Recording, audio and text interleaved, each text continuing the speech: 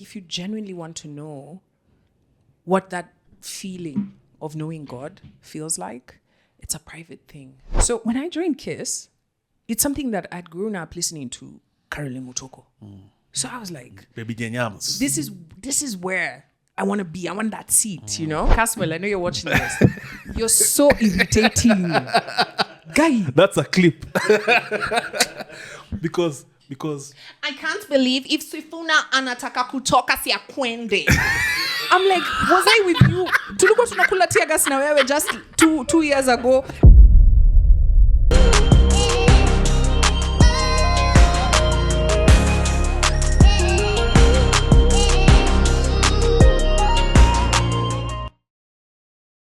Every other time with Eric, long-awaited episode, man. I have a legend in the building. She needs no introduction. Her name is Sheila Kwambox. You look amazing. Stunning in real life. Thank you. Thank you. How are you doing? I'm great. Thank you for keeping time. I mean, that's my motto. That means a lot to me. Nakwanga on time. yeah, I'm usually on time. I was telling you off camera about my last encounter with you in person. It was a flight to Diani. Yeah. And what happened? Recollect for me that day. So what had happened was, although I've kind of told this story on a podcast, it was a near-death experience. You know when you see your life flashing before you, the only thing I was glad I was not with Nigerians because I know somebody would have sanctified the cockpit, right? I've been praying. But I was sitting there in the middle of the plane, minding my own business, excited to go to Diani, and I'd really worked hard that year. And I was looking outside the window. I was sitting with this kid, and I told you, not in a bad way, but I kind of don't like flying with kids, right? So a disciplined, smart kid, high five.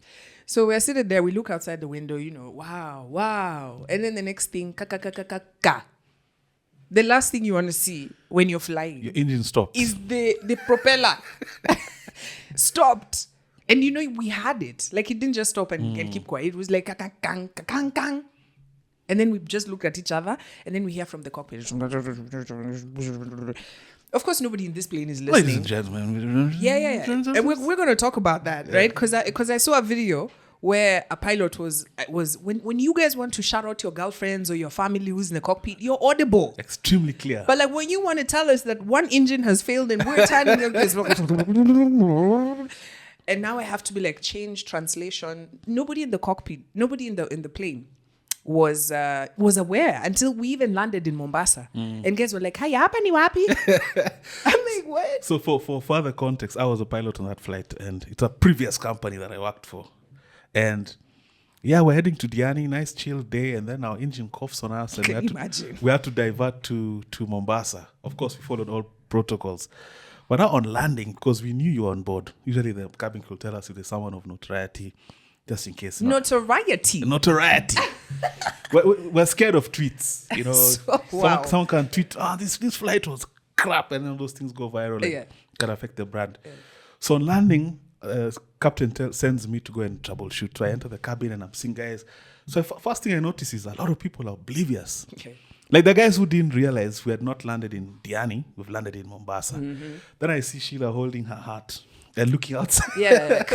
I'm like, I'm on the ground. Like everything is safe. Like we tried to convince everything's safe and you just disembarked. I don't know what happened thereafter. Yeah. It was, I just got a taxi and made that cross. And basically it took me about 6 hours to get to Diani from Nairobi. How's your trip thereafter? No, the trip, I forgot all about that. I mean, I forgot even to post anything and let people know. But when I go back to Nairobi, I did a podcast. I let my audience know, this is what happened. Yeah. Well, that was my last encounter. Does that happen often? Because, look, that was a small plane. Like worst comes to us, the pilot can tell us, put your hand outside, start doing it. You know what I'm saying? Wow. It's a small plane. Wow, my ego. I've flown a paper plane. Like it's a small plane. Like we know aerodynamics, right? We can sail. But like a Boeing 7 single. Does it happen often is a good question. Because a lot of my colleagues, I've had 2 incidences, that one and another one. And they say I'm the problem. In terms of the luck that I carry.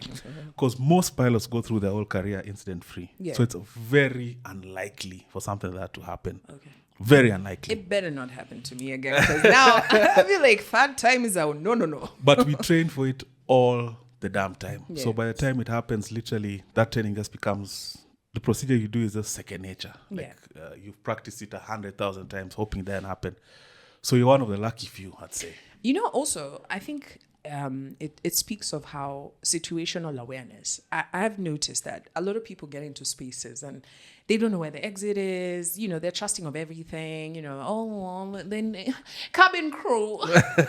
Bona engine may fail. It's like, what? So, like, for example, when I'm on a flight, the person I pay the most attention to is the cabin crew. The cabin crew's temperament will tell me whether we're in shit or not, right? Because I could see already. We looked at and then we saw the way the cabin crew. She went into the cockpit twice. She talked to who is she talking to? Because we can't hear what she's saying, and it's not about food. Right? So who is she talking to? What are they talking about? They're talking about the plane, right? And so other people are just like, "Let me get a picture. I can get a picture inside." Yeah, situational awareness, I guess. But the information cabin crew do tell people is very important. Most people zone out when they're briefing you about exits and what to do and how your chair can turn into a flotation device. Most people are not paying attention. Yeah. In my PA, I always try to emphasize, like, please do pay attention. Even if you are a frequent flyer, it's important. When that's happening, I'm usually trying to scout who looks a calm person, because I know when an emergency happens. Oh my goodness! I've seen people in action. It doesn't matter how prepared you are. Like, have you ever seen when a fire drill is happening in a building? I kid you not. There are people who go to the elevator. Have you been in a car crash? King. Yeah. Did you tell people how your friends? Yeah. Me, I was climbed over straight up. One of my closest friends used me as the climbing. Like, I'm going to climb over you because the car was sideways. And so afterwards, we had to have a conversation. Like, but survival instinct, man. Fright. Survival instinct first over everything. Yeah, mine is fright. So that's why I need to stay calm. Because, like, if a lion walks in this room, I'm not running. What you talking about? I'm not fighting the lion. I'm going to appeal to the lion's common sense. I'm not running. I'm not trying to fight it. Because I know I'll freeze. And if I freeze, I need to think calmly. So even when the cabin crew is asking, they always target me because they're like, "Do you need extra leg room?" I'm like, just tell But for tall people, that's good looking out. Extra leg room for tall people. Like, I'm a tall guy, big guy. That means I have to, like, do work here on this plane, and I'm just. Oh, the door. Yes. Oh, yes. So she's telling me. So in case of an emergency, I'm like, girl. In case of an emergency, I'm opening this thing and I'm getting out, and then I'm telling everybody, "Badum kondani." Yeah. But yeah, pleasure. Thank you for coming. Thank you for making time. That's an interesting way to start the pod. That stuck with me. And I always say, I took a mental note that if I ever meet you, I'd start with that story. I like it. So let's take you back to the beginning. How did Sheila grow up? How did you grow up? Family of how many? We're four. I have 3 siblings and 2 parents. What kind of kid were you? You can take a wild guess. I was super curious. I think the type that African parents hate, African grown-ups hate, just super curious. Like, I had instances where I tried to open the fridge with a screwdriver just to see what happens behind there. Got electrocuted a bunch of times. Like, tried to dismantle the fridge? Yeah. DVD. Well, that time it was a DVD. It is DVD. Those DVDs and VCDs. No. VHS. It was called that thing. What is it called? What was it called? A VCR. VCR. Jeez. Cassette, man. We're showing our age, though. So my dad has bought a brand new one, worked it there, and I'm like, you know what? Kind of want to know how this thing works. And I opened it, and these things, like even the TV. I remember my mom bought a brand new Sony flat screen. Sony Wega. My guy. And then I opened it and tampered with the color code. If you know anything about the color code, it's only fixed at the factory. So the moment you tap these things, they just look like it's a nice motherboard that just has, like, they're just asking to be turned with a screwdriver. And I'm there like, watch. And my mom comes home and switches on the TV and it's in green. It's green. So we watch TV like green for a while. This is not an engineer in the making? I thought I was going to do a lot of things when I grew up, but I knew I was going to be a lawyer because I loved to debate. I was a great orator in school. I got a lot of awards. I thought I was going to do engineering at some point because I really loved physics. But then I had a very uninspiring... I think I had uninspiring teachers. Is that 844? Can you blame that? Because I did 844, and when you say uninspiring, I can already imagine what an uninspiring environment Honestly is. to God, like, not in a bad way. And I know a lot of them are watching. They follow. Shout out, Mr. Mwangi. A lot of my teachers were so uninspiring. They had no, like, for someone, you know, I was too curious. You know, I was that kid who now they'd probably label you ADHD, but like you had to pay special attention to the things that I was into. But they want you to be uniform, you know, just because Onyango is not being able to do this, then we are now going at Onyango's pace. And I'm the type who, if you keep repeating shit, I'm out. You can keep it. So I found school, I think from one, I made a decision, I'm not going to participate. And where is all this happening? What's the backdrop? Where did you grow up in? Nairobi. I'm a Nairobi child, and I think I've spoken about this. We moved a lot. My folks, you know, financial issues, so we started in the Kenyan story, you know, Kilimani, then we're in Langata, then we're in South C, South B, you know, Ngong, back to Nairobi. So, and then I was just like, hap nashuka hapa.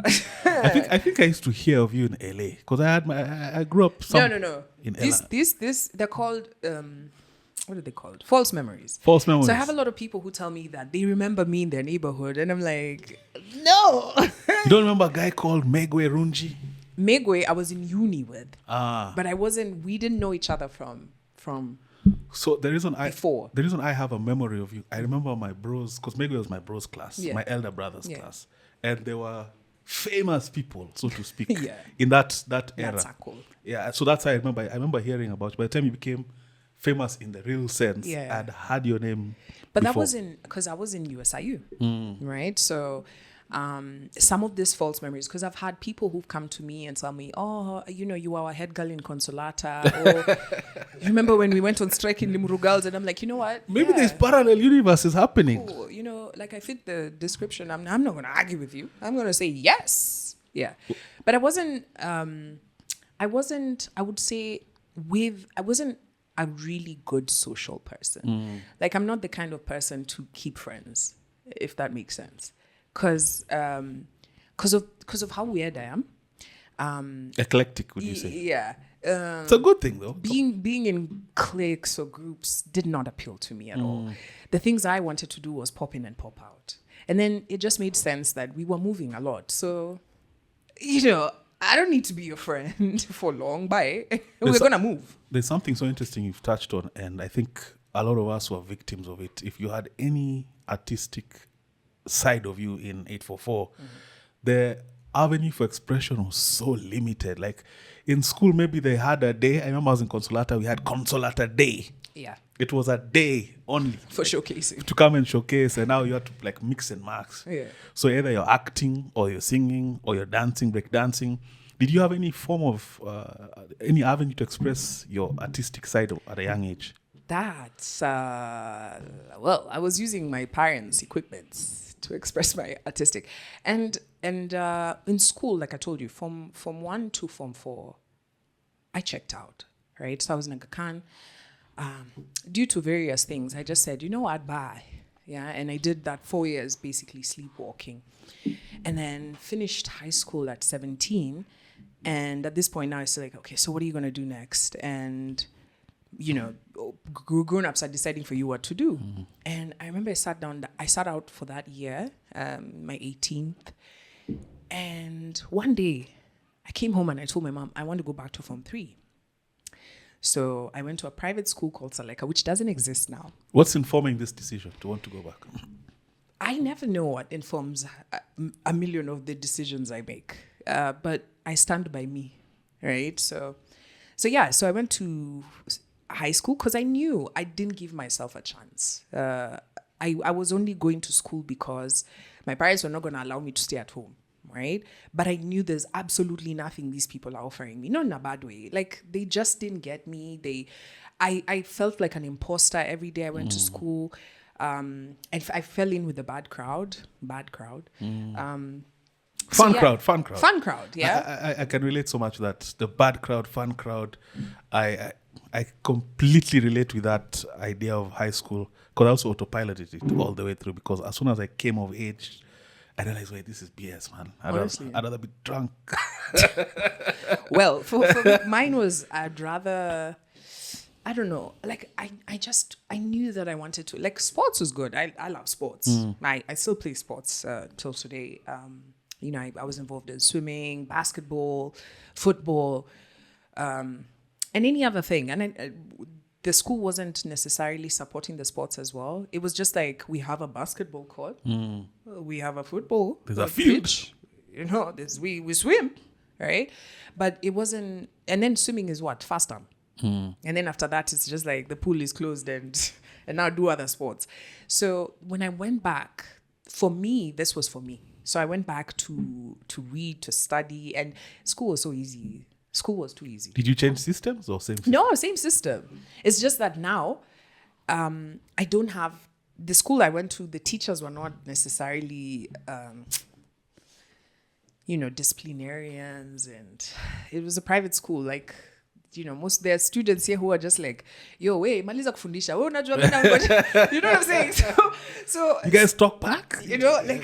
Guys, like, the teachers were so chill, and so it gave me a chance to really enjoy reading my Abbott, Abbott, that's a GPT. I know, right? Put Abbott on the screen, man. I still have an Abbott. Yeah, damn. Yeah, I do enjoy.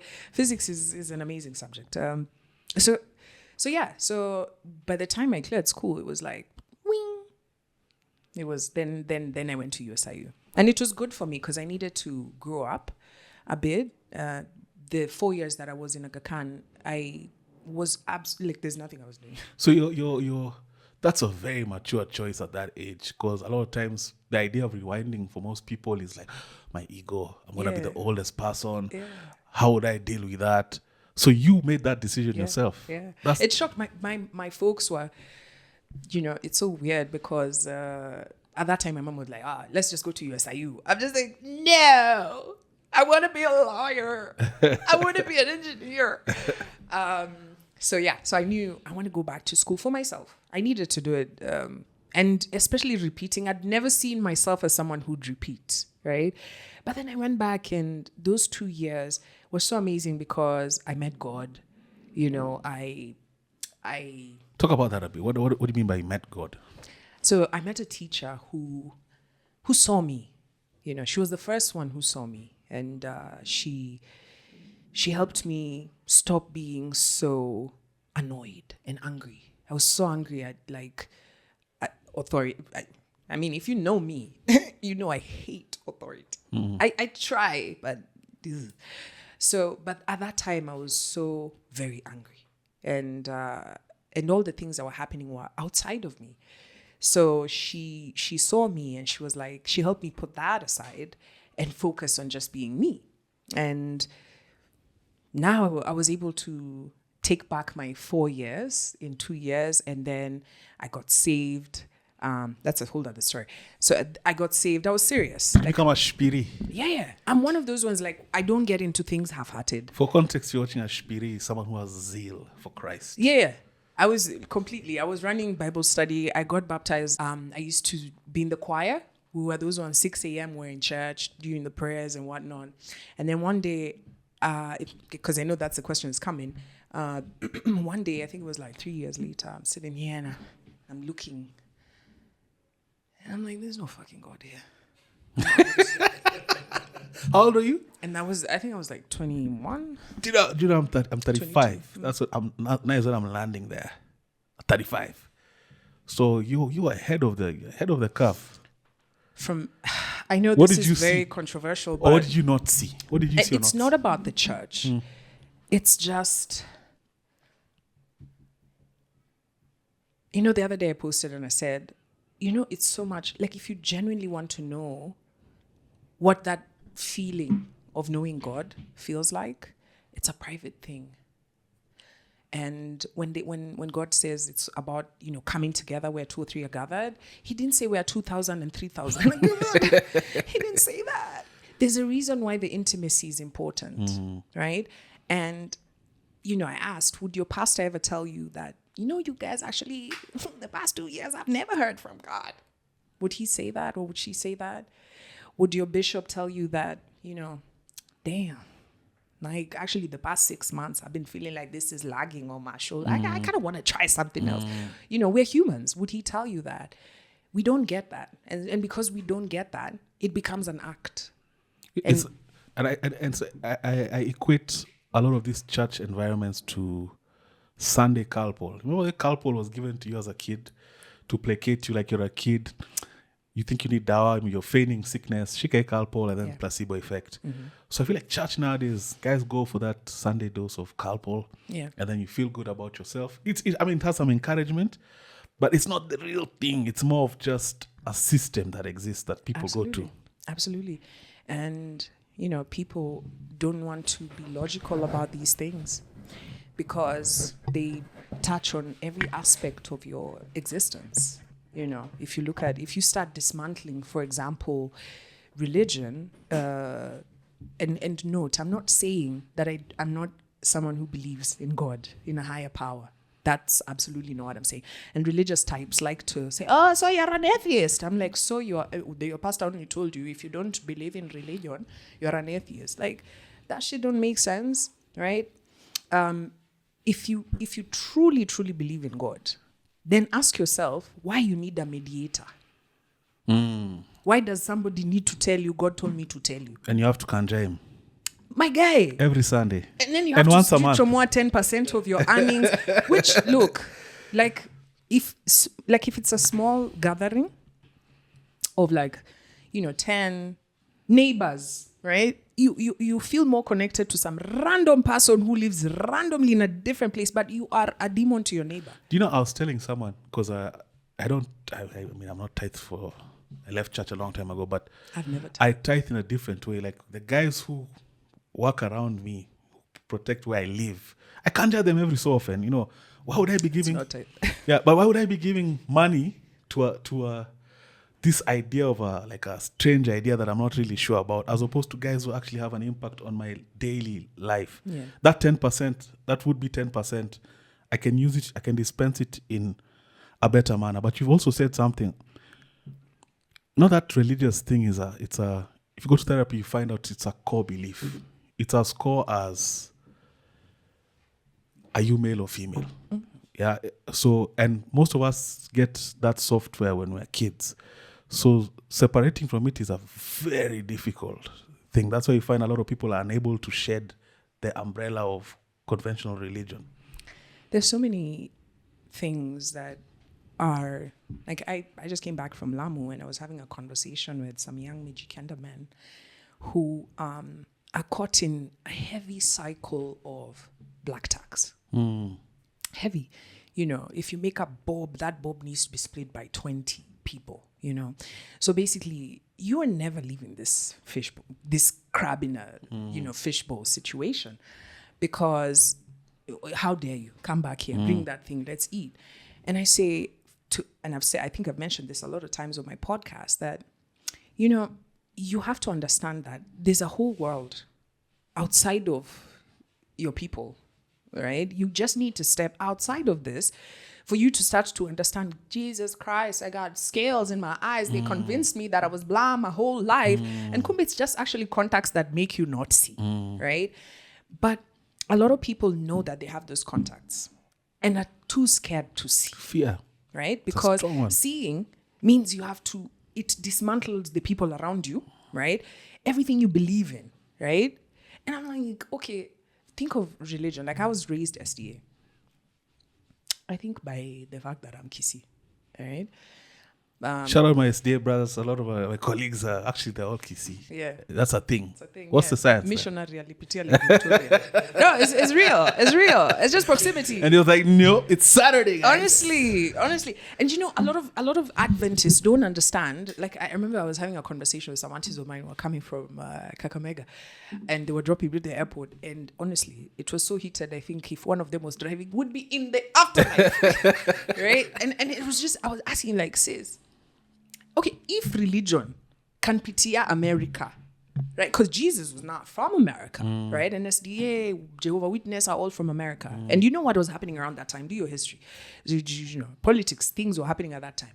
And so if religion, because that's the religion, if this religion can leave Jerusalem, go all the way to, actually not even Jerusalem, Bethlehem, and go all the way to America, and then come to be dispensed here, why would you deny if I tell you that I'm starting the church of Kwambox?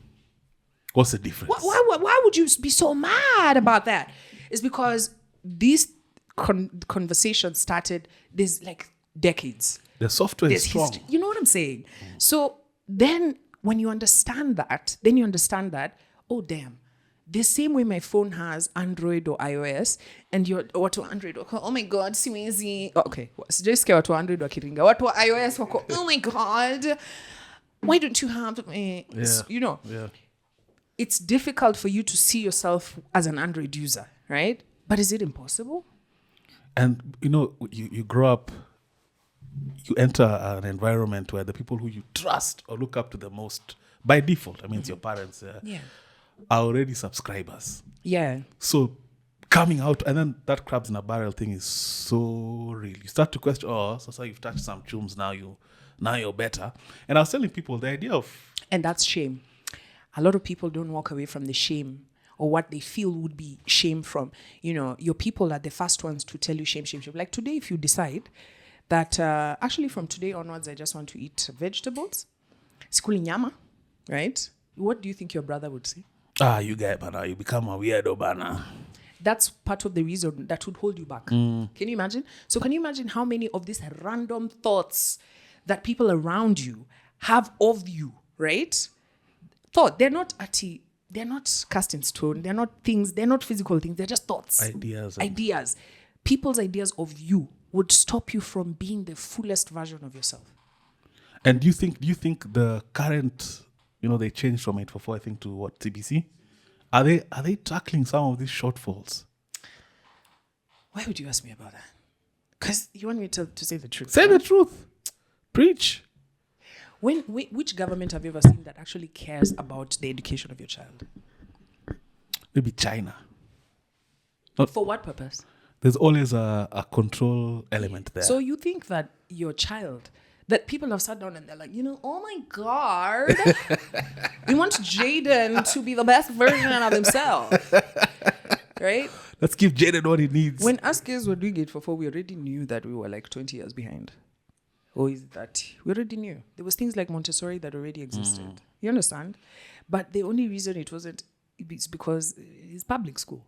You know what I'm saying? Like they're not going to wake up and say, and changing this thing it's like lifting a mammoth, you know? So even you can see, even when everybody's saying this shit is not working, they're like, you're going to take it, right? Because it has to work. We have no otherwise. This thing is 20 years behind. Like, have you ever sat with a child who's studying CBC? I've heard stories from talk to them about AI, for example, right? If there's no AI involved, if you're not teaching this kid about AI, and today I was watching, what's this guy? He's a CEO of one of these Fortune 100 companies, and he was being asked about, you know, because there's going to be mass layoffs this year, next year. By 2030, 47% of the workforce. In my industry already, there's an autonomous airport in China. Airbus are working on autonomous aircraft. The systems we already use on board our aircraft, half the time we're relying more on the thing than ourselves. So... And there's still a teacher saying, what do you want to be when you grow up? Your project is to make some... I see some of their projects. I'm like, okay, I'm a tattoo terminus. Okay, how is this helping this guy? Or a bus? Every time I have chats with parents, and I'm very passionate about this because I've got a project that I'm doing. You know, me, I'm not all talk. Like, I jump in. And if you're a parent, skill your kid up. Get this kid to understand how the world works, right? Because if you're thinking, and, you know, a lot of parents, it's part of the reason why I don't have kids. Because I don't think I'm prepared to do the work. You understand? When I'm ready, I feel like, I'm kind of ready. But it could be ovulation. Biology. Biology, right? You've been given because I believe that a parent's role it's a spiritual thing. you've been tasked with making sure that this human is ready for this world, right? Not finance them. I don't care you weren't ready. No, that's not the plan. Step up. Step the fuck up, right? So I tell parents, like, the one thing you need to understand is to prepare this kid for the future, right? Which is already here, right? You're talking about your industry, my industry in the media. Just ask guys, there are guys still holding on to things which don't exist, right? They're like that CBC teacher who's teaching something that, they're preparing you for the past. You know what I'm saying? So you as a parent have a mandate to really tap into what this kid is good at, right? And then spend time trying to polish this, like, for example, I was good at, opening things and, if my parents would have just found one, even a mechanic shop, right? I would have enjoyed myself to death. You know what I'm saying? That's what I don't see kids. And it was so apparent. Spaces. The fact that you're tweaking stuff is so indicative of what you actually want to do and potentially will be great at. Yeah. But then now we force people into systems. But then in the grander scheme, in terms of even how, because these systems exist top down, including things like government. So how long does this thing last? Because a lot of people also awaken. You can be conscious while still in a system. Like, I still have to go to work because I still have to pay bills. Yeah. I when I look at corporate structure, I see all the bullshit. I'm like, this is what we're prepared for with it for 4. Huh? This guy is like head boy. You get it. And then all these kids are, this is the same shit. And the moment you start standing out, kneel down there, do your homework, call the rain. They try always whip you back in, like, you're doing a podcast. What the fuck you think you are a pilot? You're supposed to be like this. Yeah. So how long does this last, do you think? I'm literally the wrong person to ask these things. The other day I realized when I quit my job, so decided to step away from radio, and a lot of people think like, oh, she must have a plan. I had absolutely no plan. I was just tired and I knew I didn't want to do this anymore. And whatever's next, I'm ready. But whatever's next, I didn't know whatever's next. That's right? courageous, by the way. I look at it as a positive. Most people don't have the guts to. I don't have kids. So many people are on the cliff just looking. Bro, you don't have like, if you don't have kids, you are still free. You can hawk, you can do whatever, right? But when you have kids, now you have to be like, I can't be able to do some of these things. Because, Daddy, how come we haven't paid school fees? You know what I'm saying? Yeah. Like, but I don't have any of those issues. But when I look at, for example, parenting and the challenges that parents are facing right now, looking at your kid and having to decide for them where they must go or who they must be, school is great. I think I've digressed. You asked me about systems. Oh, so I didn't play well because I didn't do so well. I told you I'm not good at authority, cliques and authority. So I already don't do well with, like, I'm not here to make friends. Not in a bad way. But I said I'd stop saying that. This is the one thing I need to drop in 26. So, like, if we're working in a space, I'm here to do the job. I want us to succeed. I want us to win. Like, I like winning. You can ask my teammates. Like, I like winning, So because of that, that's not what you're told about how to interact in an environment. I hate hierarchy. This is part of the reason, actually. Number 6, why I hate church. Hierarchy. What the fuck is That's that? That's Nani. My nigga, we are all humans. This is a dude. It's a dude. What the fuck is wrong with you? We are all humans. The angels don't be pastors fast, pastors to the front of the line. No, there's nothing like that. You know what I'm saying? So in office spaces, I'm not the best person because I don't care for MD, CEO. Put your hands behind your back. Yeah, I'm just like, I try with you. If my first superior is not getting what I'm saying, I'm going to the next one. Because it's beneficial for what we're doing. I'm trying to do this thing at the best I can. And I have suggestions, right? I'm not going to keep quiet and say, I'm going to turn this thing into juice, but you have not even given me fruits. But I see a lot of people in workspaces who the boss says, okay, from today onwards, we're going to now start making 100,000 per day, right? And damn well, he hasn't given you a strategy, he hasn't given you equipment, he's not provided how you're going to make this happen. But because you're so afraid to say no, because, I'll lose my job or whatever, you're okay to just nod and then come and just say, guy, huyu mtu kwani anafikiria nini? You know what I'm saying? And I'm like, why are you telling me that? It doesn't help us in any way. Let's give this feedback back to the boss and say, I like the idea, I like the thinking. So would you give us an idea of what fruits you'd want us to use? Because we can't be able to turn water into, I'm not Jesus, right? Yeah, so because of that, most people don't like that. So you find that you're not, like, I was talking to someone recently on my pod, and then she goes like, because I worked at Standard. You know me, I don't feature these things. Nearly work Standard. Standard is a big company, huge, right? Lots of workers, lots of people, pension. Pension is the thing, job stability, right? And me, I'm a creative through and through. I'm here to win, right? So she was telling me that, you used to sound like a very problematic person, because I was vocal. It's because you're expressive. I was saying what I was. I see it even at my workplace. I've seen grown men putting their hands behind their back. Remember the way you'd go talk to the teacher and people would like, please tell me, go to the washroom. I've seen people talk to their superiors like that. And I was like, dude, I mean, yes, they might be able to delegate certain tasks to you because of the position they hold, but the way you interact on a human, it's just a human being, but school prepared people for that. Exactly. That indoctrination was strong. But you've touched on radio. Do you enjoy radio as an art form? Like absolutely, the role itself? Oh my God. I was talking to a friend of mine on Sunday, and I was telling her, I miss radio. What about it? Just, disseminating information through my lens. Right? It's fun. It's discussing with people. I absolutely enjoyed my time at Vibes Radio, which was at Standard. We had something amazing going on there. Talking to the masses, you find that a lot of people, one thing that I get is that, it's because you're exposed. I'm like, how do you think you get exposed? You step out of your comfort zone. Yeah, you seek the information. My parents never financed anything. I'm just telling you, we're moving a lot. In fact, by the time I was getting to uni, I paid for my own uni. You know what I'm saying? I was working at K24. Shout out to Rose Kimotho. I had her on a podcast recently talking about myself and Jane Goiri, who went on to do amazing stuff, right? So yeah, you don't sit in your simple corner there expecting that Gava is going to... Serikali. Right? Are they not coming to help? But why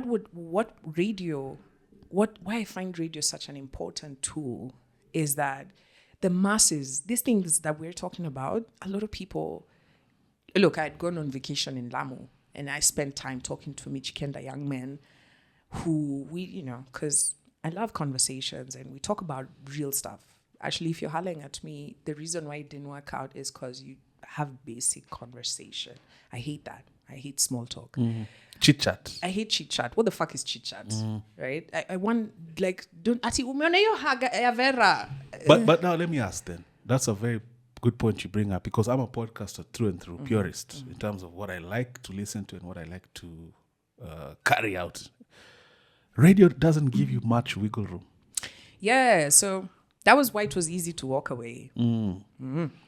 So I, as someone who knew I was going to be on radio since I was like three years old. You did Vibes, Homeboys? I did Homeboys, and then I did Vibes, and then I did Kiss. So while I was at Kiss, I remember the first thing I was told by this guy was, you're not going to teach anyone anything here. I was like, that was... This is your boss? That was it's called Pete Sinclair. That was like your welcome speech. I genuinely don't know what the fuck the guy does, but like... Shout out Pete. Yeah. If you're watching. It was just a guy who was just giving notes and like, like... You're not going to teach... Is he a white guy? Yeah. Sinclair, bro. You're not you were waiting for me to say Pete Sinclair or Nyango.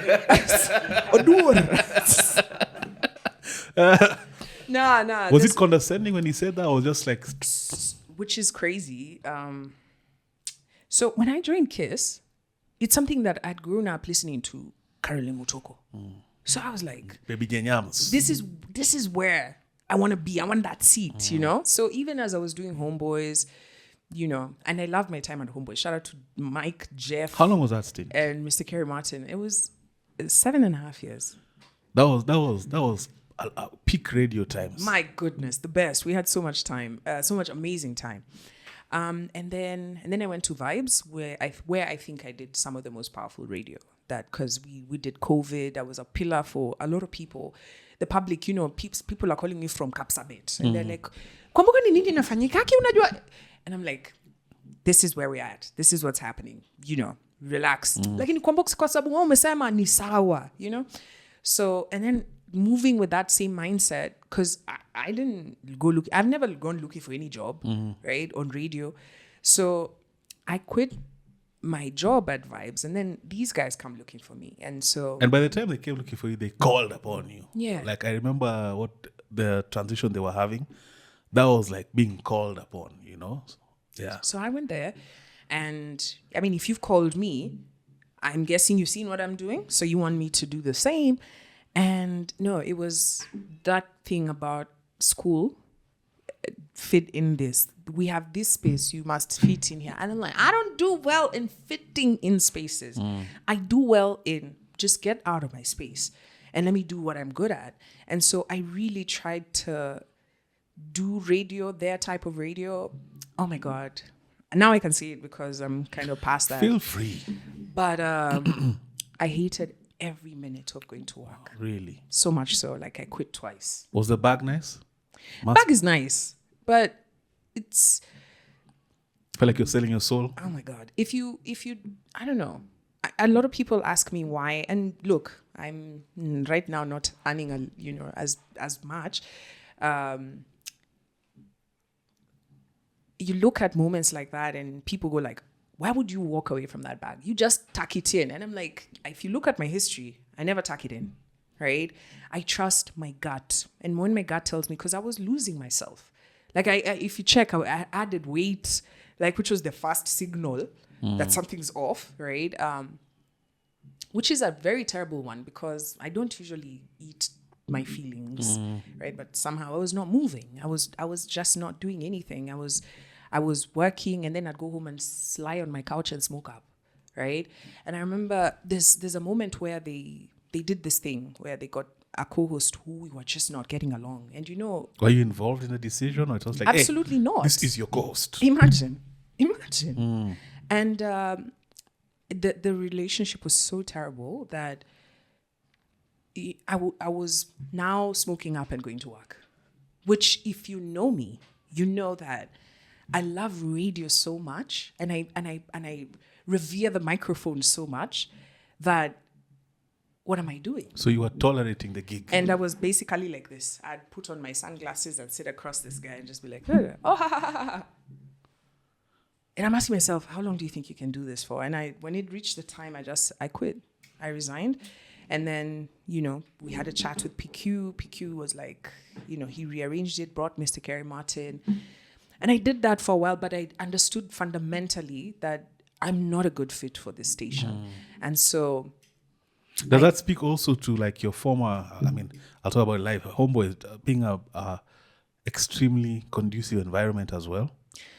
I think it depends on what your goals are, because I have great friends who are still at that station and I have no, like, it's not like, I don't think that they're bad. No, that's not the thing. I think I was not a good fit for that station. And I wish I knew that before I went there, because if we had had that conversation prior in totality, I would have said no, because the way I love radio and my freedom, like, look, I was doing Kapow, but then I got to Kiss and it died.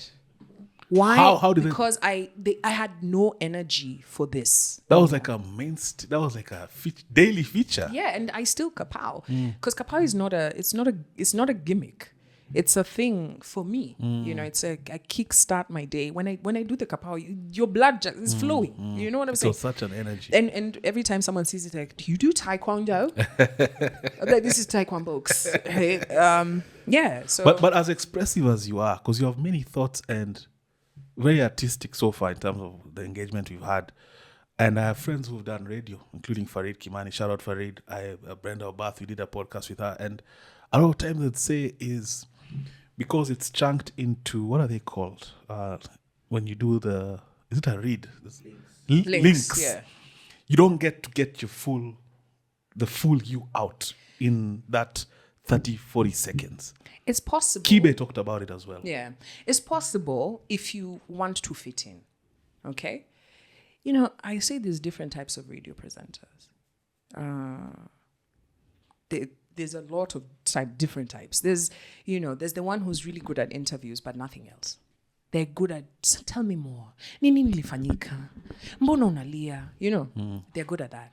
And then there's those ones who are good at selling, right? So like, I feel like when we were at Homeboys, we'd mastered the art of selling things while telling stories. And John had given us that freedom, John being John Rabah.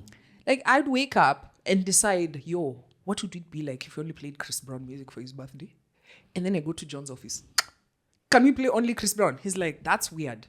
Please, how are you going to make it happen? And I just go. You're given room. You know? Or there's one we did where we did, I think there's a movie where they were blindfolded. I can't remember the name of the movie. And it was Sandra Bullock. Yes. I can't remember the name. Bad Box. Bad Box. Yes. We did a Bad Box show and it was all just out of my head. And it's like, wait, you guys are blindfolded? Yes. Wow. And then I got the team. I was like, get us guests, right? And then we're supposed to guess who this guest is.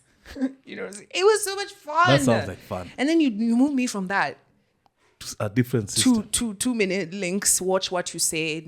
I'm like, oh God, guys, I don't think I'm brought up for this. In Kenya, you hear people say that radio is dying.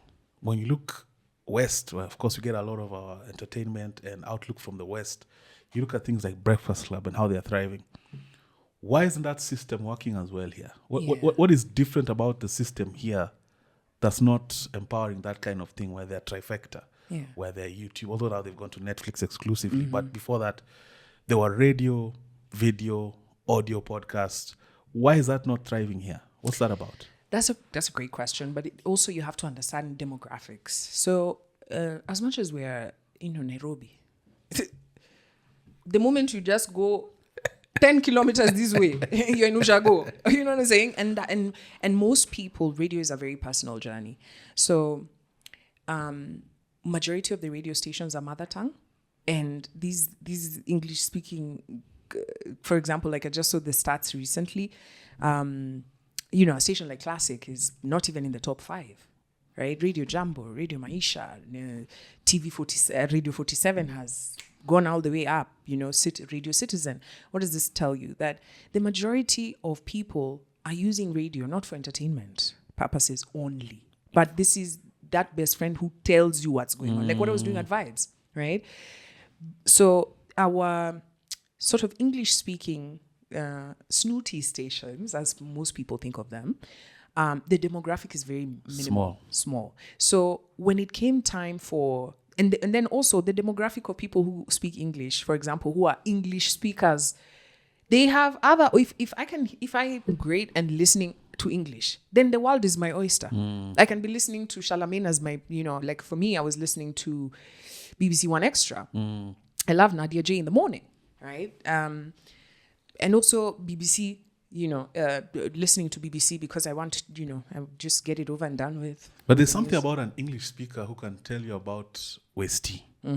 Now there's that kind of familiarity as well. Yeah, but so you understand that then because these people have many, many, many other places you're competing for attention basically, and that's why, for example, Radio Africa's got it down to a science, which is, keep the link short, spend more time listening to music because that's the reason why they're here. The conversation is just to escort the music. You understand? It's not the key thing. It's not a discussion speaking station, right? And even if you listen to Classic, I think they only have 1 hour where they have lengthy conversations of the same shit for the past 25 years, right? Which is okay. It's a niche. It's a niche. No, it's great. It's a niche. They figured it out. It's just like Akina Gidi and Ghost. They do that patanisho, right? Minor. And they've been doing it forever. Minor Kingangi have been doing the relationships, but it's only 1 hour, right? It's not the 4 hours. But why do employers drop the ball? And I'd say this, for example, Spice FM, the original Eric, Ndu and CT. How do you drop the ball there? Yeah. Apparently, it was about payments and Sheila. Of course, now. How do you drop the ball? These guys had shikad, they had gotten it, and that was capturing everyone. But was money coming in? I don't know now. So the easiest way to know if a station is succeeding is very simple. Do they have a great breakfast show? Great. Yeah, which Spice had. They had a great breakfast show. Are they selling anything? They had started towards the end. They now have ad reads and stuff. Once in a blue moon. In a blue moon. Unafikiri kiwi ad moja ya kiwi October inaweza lipa salary hadi December. So it was difficult. Selling radio is like rocket science in 2026. So do you prefer the podcast format of things? Hallelujah. So when I was at Vibes, so part of the reason why I went to Vibes, when I quit Homeboys, my time had come. I had reached the end and I knew it's now time to spread my wings and fly. Imagine, and I have great co-hosts. I love my job. I come to work to do therapy with my co-hosts. Are they your friends? Yes. Okay. It was just great coming, and having this laughing till like it was just fun. But then I knew that I needed to step out of this space. I was too much in my comfort zone. So now looking, the world was my oyster. There was offers. I could go this way. I could go that way. But then there's something that Vibes presented, audiovisual, in a brand new station. So I wanted to challenge myself and see if I could build an audience from scratch. Because I came and found Homeboys and then we built this show. Like the show already existed, but we brought it to number one. Brilliant show. So I wanted to see if I could, like maybe guys are here because of Mike and Kerry. I want to see if like Kwambox can have her own audience. And we started, and then audiovisual, future tech, right? I mean, I was doing dances and I had a few videos going viral. So we started to understand, the video component. So radio and video. So audiovisual then brings it to life. And they slept on that. And that was the reason why I would write to my immediate, I'm like, how are you using this audiovisual? Like, think of this like a podcast. And that's how I started my own studio and my own podcast. Because I got tired of every day you're being asked, do you get your salary? I'm like, yeah. So play ball, yeah. In a podcast, you can say fuck. Like you can literally say anything. Yeah. Well, casting is great. I love casting. I don't shame myself for that. Words are just words. You give them power. Casting is it's you can cast in style without actually getting the words out. There's an art to casting. Like I don't believe in casting for the sake of it. Sometimes I feel like people go overboard. I don't have to say every second word doesn't have to be an F-bomb. No. But there's a style to it that adds a component to the conversation where it seems freer, you know. There's people expressing themselves in a raw format. But it's also because I don't understand mother tongue, like I only understand Kisi. Because if I was listening to a podcast in Kikuyu and then here they say a curse word which I understand, chances are my ears would be like, mother tongue curses are way. They're really rough. Joke. But you've done some extremely interesting things. I'll take you farther back in time. Big Brother. How did that land on your desk? That's a unique, a very unique trajectory. I know. You did it twice, right? Yeah, twice. So, just to screw back just a bit. So, 2007, I covered post-election violence. I almost died 3 times, right? Knife point, machete point, and I was almost 2. Under whose umbrella? K24. Okay. Rose Kimother, shout out to her. Like, pioneer, she set up the first. And all? Yeah. Wow. Just to give Rose her flowers, she set up the first vernacular station, Kameme. I think I know your speak of. Yeah, and then she set the first 24-hour TV station, news station, K24. So I was a journalist. Industry changing stuff, actually. Yeah. So that's what I like. I like things that are moving. I don't like stagnant, safe. I hate that. Like let's create, let's build. So I had just done Miss Tourism. So I was Miss Tourism. And then I was in uni. So I got this, I went for this job interview and I got it. And we did, CNN guys came and trained us. Jeff Koinange had just come back. So we were working together. So we did that, covered post-election violence. It was just horrendous. And And I was quite young. 2007, At yeah, that time, you're I very was extremely young. 23, I think, 22. So when we were in the office, because the year before that was, so there was 2006, I think, which Akina Gaetano had done, right? And that's what, now everybody was like, yo, I gotta be part of this, you know? Yeah. And then, so the next audition, did I go for that one? No, I went for 2007, I think.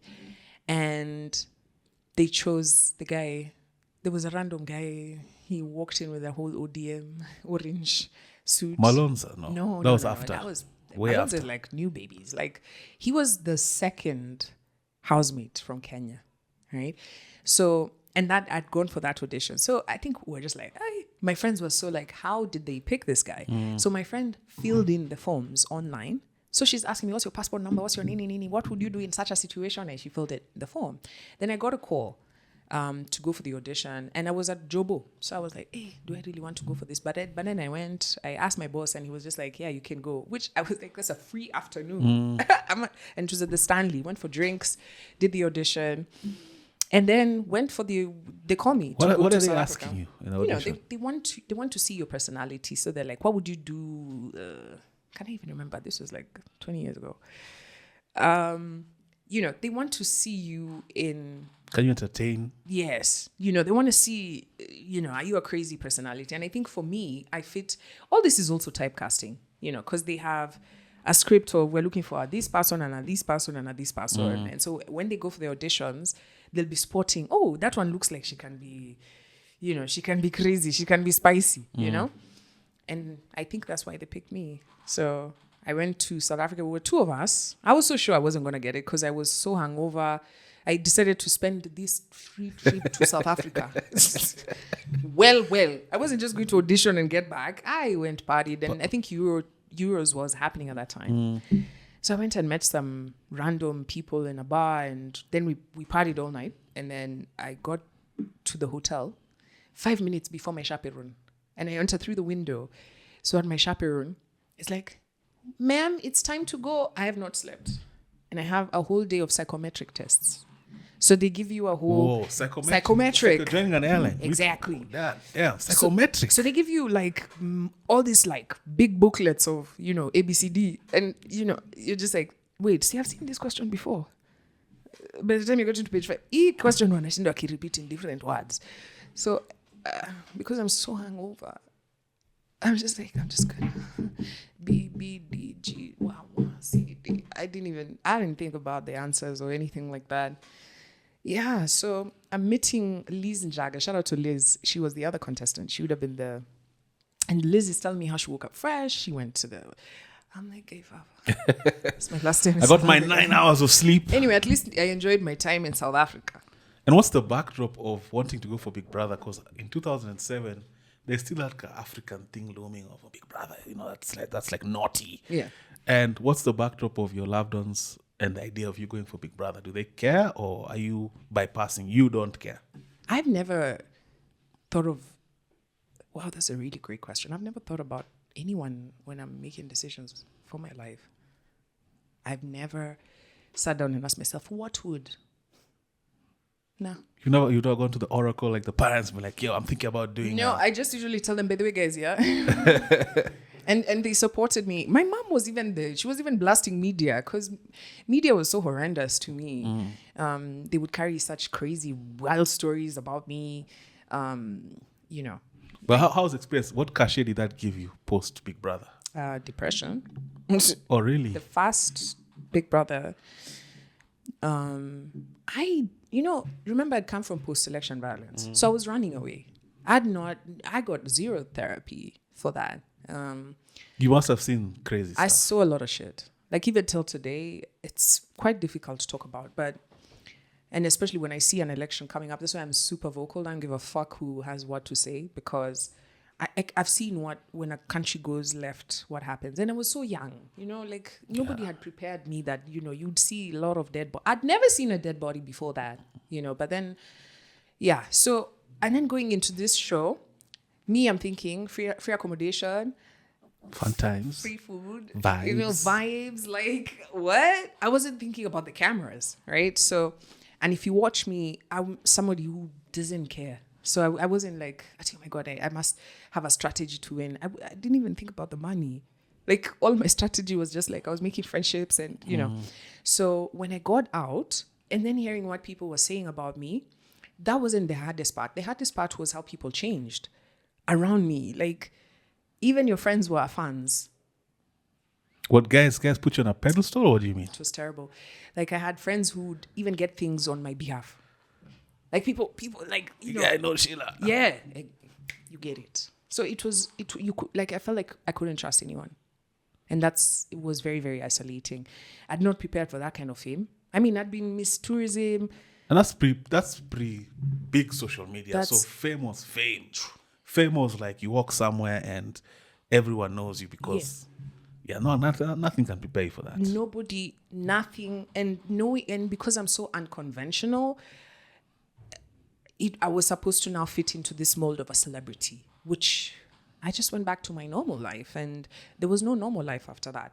And even my friends were just, everybody was I had to really, like, now scales off my eyes. I'm like, oh my God, wow.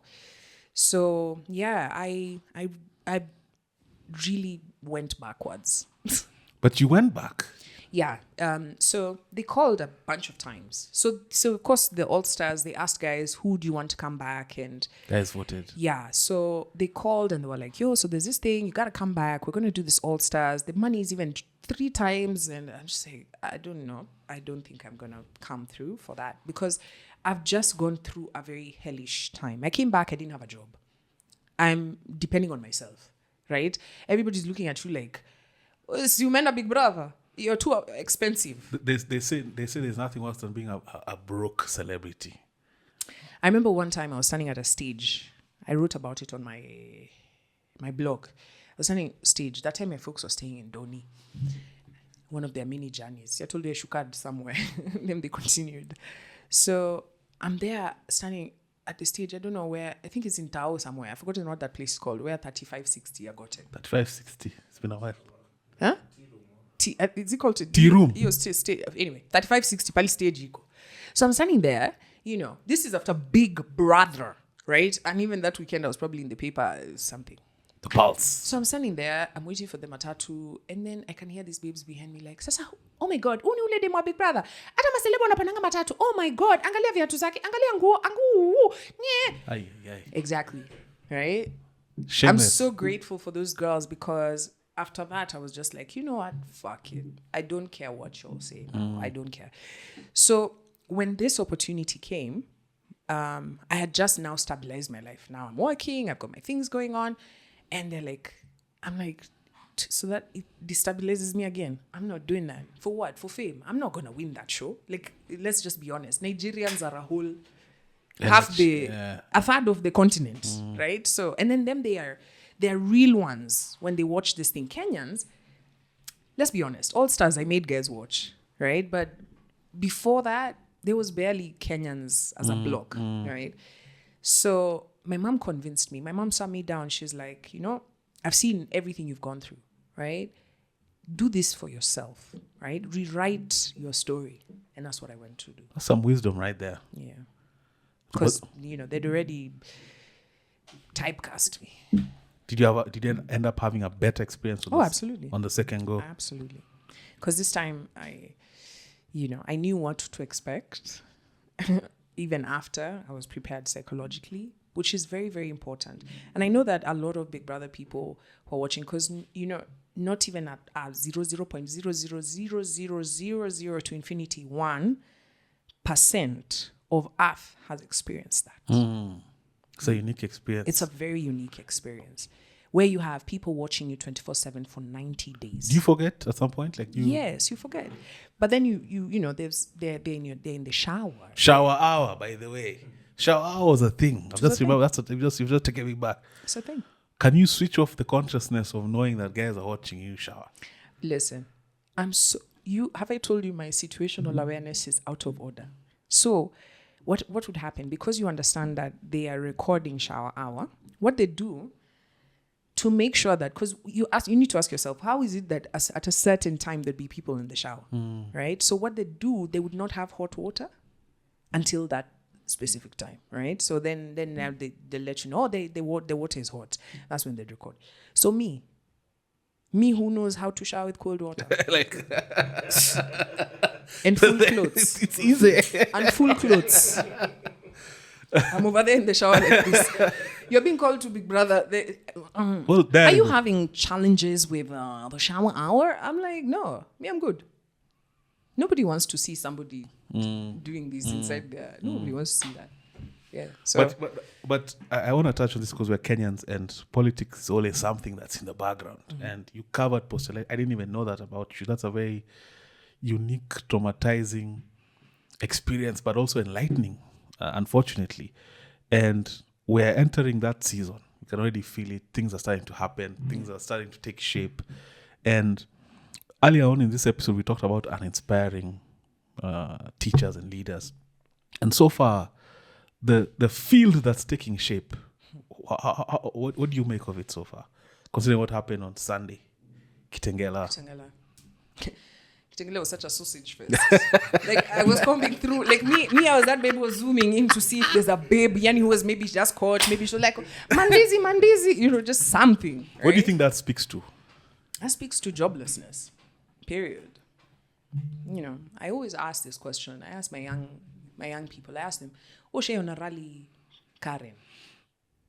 Ushaona Sifuna juu ya matatu kileleshwa? Guys are busy. Ata doni. Right? Inanzianga huko downtown, Embakasi huko pali, where there's fires, where houses burn. And understanding that these people are not coming because they genuinely care about what you have to say. They're hoping that they can catch a glimpse of a celeb. And if in the process, also get a ruabi. We know that, right? And so I always tell people that you are the power. Like you can see now, for example, and look, I have no affiliation to anyone. I even Bonnie? No. I have no affiliation. Affiliation to is anyone. a strong one. Yes, though, I have no. I respect the ballot in my choices, right? And by the time I'm making that choice, I don't want to see t-shirts and CG. No. So if they come and tell you Kwambox, you have a powerful voice. How many times have I been told that? You think it's the first time? Of course. There's no number? Me who walks away from a job jumps out of the frying pan into the fire with no plan, because I'm like, if Daniel walked through the fire, right? So, but how is Gen Z forgotten? Because it ties into all this. And by Gen Z, I mean the movement. Because I remember what was starkly clear was these guys who are purported or who present themselves as the alternative voice. When the Gen Z... Say Casmuel. Not even Casmuel. Even like Sifuna. Okay, so irritating. Casmuel, I know you're watching this. You're so irritating. Guy. That's a clip. Because I can't believe if Sifuna anataka kutoka si akwende. I'm like, was I with you? Tulikuwa tunakula tear gas na wewe just two years ago. Tao. Now umevaa suti full 3-piece. I'm wondering, who the fuck is this 3-piece nigga? And there's something everybody kept saying. This is an opportunist motherfucker. And guess what? You have turned out to be exactly what the fuck we thought. Do you remember? Yeah, that's a nice one. Do you remember how now Sifuna and them? Sifuna has always been looked at as that voice of mopping the floor with guys, argument-wise, and always like standing for truth. I love his debates. But during the Gen Z protests, these guys just looked fugazi. When they tried to stand and identify with the movement, this is not the same thing, guys. Yeah. And somehow that has eroded. Now, I throw Caswell some, what's the word? I give him some grace because you can also... Is grace a babe? Listen, you can be intimidated into shape. None of us know how we'd act if we were picked up and taken somewhere. I don't know. I know exactly how I'd behave. It's called integrity. And especially when you're purporting. Look, there were so many other people in that nini. right? But Kasmuel was the one who was going around with his mouth. Burn telling it to the ground. You know what I'm saying? And talking about with integrity and shit, right? Like, guys, just go and watch his past videos, watch Akuni Hate, right? And then just see the same guy. The people who were saying they were. Now do you know he's campaigning for the president? I saw that, yeah. What do you think of Morara? The backdrop of his videos now look a bit extravagant. In that, hey bro, you have 4 V8s. 4 V8s. So furniture is doing that well. Hey? Like, and I'm not hating. I mean, make your money, do your thing. But guys with eyes, just pay attention. There's a bit more. Hey, boss. There's a bit more finesse. You look a bit but honestly, there's some people who like I run businesses, and I always look and I'm like, kwani mimi nafanya business back? Nataka kujengea watu barabara lakini nawatianga sakaje hiyo kazi. Because and there's a question I always ask before I answer your question, right? Have you ever seen the German president removing funds from his pocket and saying, you know what, oh my God. And then he just, because you are, two people have decided they're boxing.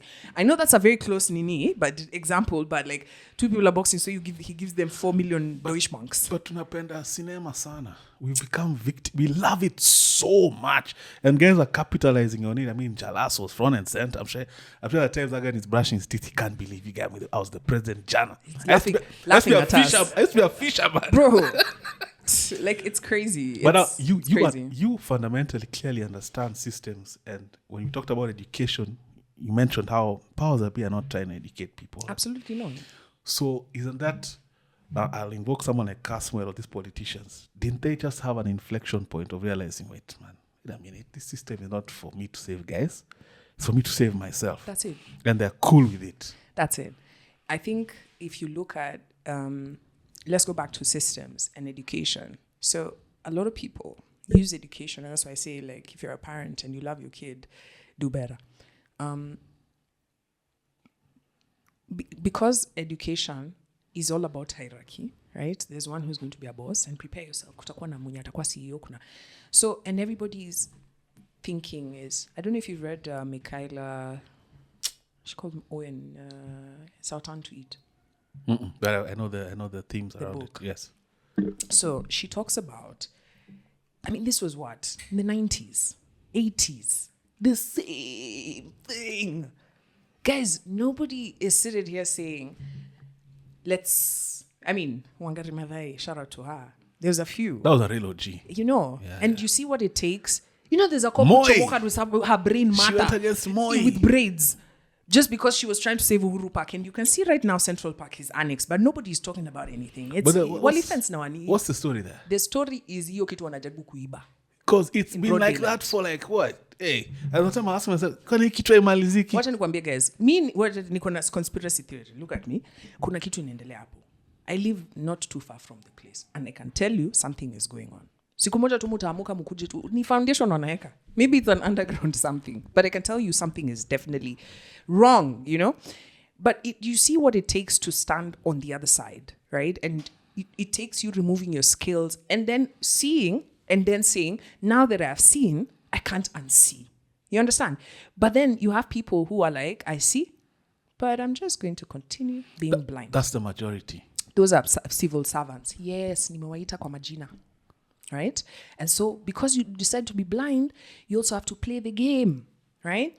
And then there's those ones who are you're just lucky that you are charismatic enough, right? That you are of use to these people, right? Maybe you went to Teams University, man. And the moment you get an opportunity, oh my God, you're going to change your life. You're going to forget all the people because you don't know them all by name. You just know the ones who are your relatives. You understand? So this system just continues to... But you don't think there's very godly. There's a mafia thing going on. Like, there's a way guys are aligning where it doesn't feel just like self-interest. It's money. It feels like it's self... mafia is plata plomo. Yeah. You take lead or silver. Mm-hmm. Now, most people will choose silver. I'm not trying to die or be finished off. So the alignment feels... And that's different from previous dispensations where... aligning with just self-interest have picked aside. This one feels like guys are being strong-armed to on a Putin level kind of. Toe the line. You know, when I was speaking to the Mijikenda boys, I told them, use your eyes, not your ears. When it comes to politics, use your eyes, not your ears. Because if you use your ears, you will see, and then someone will tell you, no, that's not what you're seeing. That's profound. There must be something else going on in there. And that's where, look. That's really profound. I like that. You know what I do for a living? I do strategy.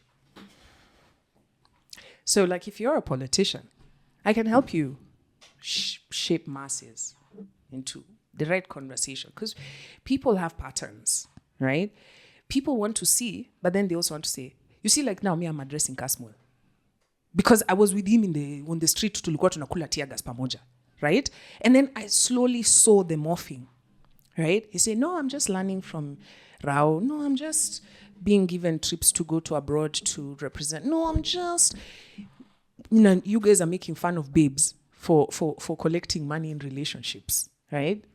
There's the same principle. People just want to feed themselves. What you take, you have to give it back, right? So what can stop you from taking? Stop taking, right? So I don't care what someone has strong-armed your ass, right? You can just step back. I saw some guy telling us he's going to become a politician, MC Jesse. And he was asked, why? I mean, if it's about creatives, you can lobby for them out here. That's what lobbying is, right? Come up with systems and lobby. And he said, yeah, you're right, you have a point, but I can do it better inside. You know how many people have told us that? That's a money. Jaguar, Jalas has taken 2 creatives to abroad to watch Manchester versus Arsenal. Do you know, me as a Shabana FC fan, right? There are games we play where the stadium, nobody gives a fuck whether there's people in that stadium, right? Let's talk about this boxing, right? That is what a strategist does to distract Kenyans. Like I'm sitting, Colosseum. you know what I'm saying? You get it. I don't even need to go far. But let me tell for the ones who don't understand, right? So, Boxing Federation of Kenya, just whip out your phone and Google. Can you imagine, you know what it takes to be weighted? Do you know what it takes for you to be a heavyweight, a lightweight, and what weight? And then someone says, let's take these 2 boys. Let's give them 4 million. 4 million, do you know what it could do for the Boxing Federation? Their whole budget for the year, I think, is 10 million or 20. Like, that's a third of their budget. You get what I'm saying? So what am I missing? And what are we being, in this specific case, what's the distraction? These Grand corruption? rallies that you're seeing, you need to be with the people. The people need to feel like now you see people are saying Sisi ni Sifuna. Sifuna hasn't even said anything he is going to do for us. Babu Wino has not said a single thing what is in his manifesto. Amesema babu kwa sababu. And that's enough. You understand? So anybody who now comes, for example, and stands on the other side and says, I'm going to do this. We kwenda. Si tuko na babu kwa sababu. Sisi Sifuna. That's strategy. These words are put out there for you to sing along. Do you think there's a collective Stockholm syndrome that goes on? Because why do people love their oppressor so much? Were you in a boarding school? We've been to rehab. That's the closest thing I've experienced to boarding school. A few times. Head boy. Alikuwa oppressor ama hakuwa oppressor? House nigga. People gravitate towards the head boy because you can get perks. And then there's an assumption. I was talking to my cab guy. I tackle them with, hey, Gava. And then they start telling me things. And then I'm like, please, go on and learn everything you know, right? Because he was telling me, like the Mijikenda boys were telling me that someone killed Rao. This is propaganda.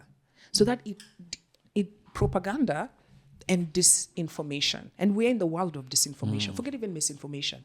So that you doubt everything you see. So that you can say, maybe there's something going on. Maybe there's a collect. And you can just see guys, the sausage fest happening. And they say, come. And then you're like, we need 2 women rep.